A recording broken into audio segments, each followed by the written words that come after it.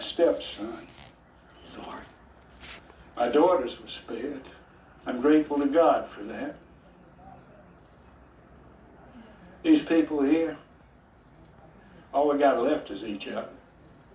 Just hoping we can ride it out in peace till there's a cure. We were at the CDC. It's gone now. There is no cure. I don't believe it. When AIDS came along, everyone panicked.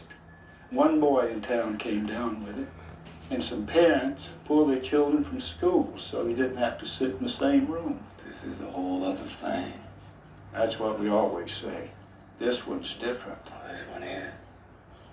Mankind's been fighting plagues from the start.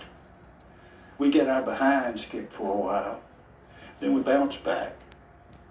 It's nature correcting herself, restoring some balance.